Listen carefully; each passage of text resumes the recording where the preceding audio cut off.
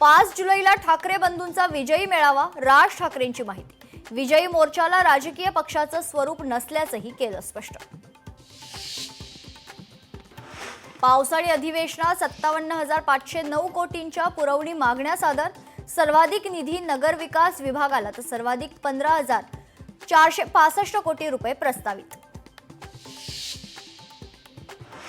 ठाकरेंच्या शिवसेनेचे आमदार विधानसभा अध्यक्षांच्या भेटीला, ठाकरेंच्या शिवसेनेला पक्ष कार्यालय देण्याची मागणी। पावसाळी अधिवेशनाच्या ओळखपत्रावरून अशोक स्तंभ गायब, पूर्वीच्या अधिवेशनाच्या पासेसवर असायचा अशोक स्तंभ। विरोधक सरकारला जाब विचारण्याची शक्यता। अधिवेशनाच्या पहिल्याच दिवशी विरोधकांसह सत्ताधाऱ्यांचं आंदोलन, विविध मुद्द्यांवरून विरोधक आक्रमक तर उद्धव ठाकरेंविरोधात शिवसेना नेत्यांचं आंदोलन।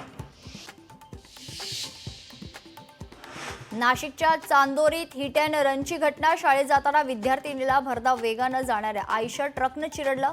सिद्धी लुंगसे या विद्यार्थिनीचा अपघातात मृत्यू। हेही पावसाळी अधिवेशन, विरोधी पक्ष नेत्याविनाच होण्याची दाट चिन्ह। विरोधी पक्षनेता निवडीचा प्रस्ताव अद्यापही विधानसभा अध्यक्षांच्या विचाराधीन। नंदुरबार जिल्ह्यातील आदिवासी विद्यार्थ्यांचा शिक्षणासाठी जीवघेणा प्रवास।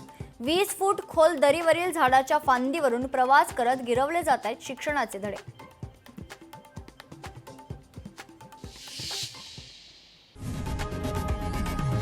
लोकशाही मराठी ऐका, पहा, जागरूक रहा।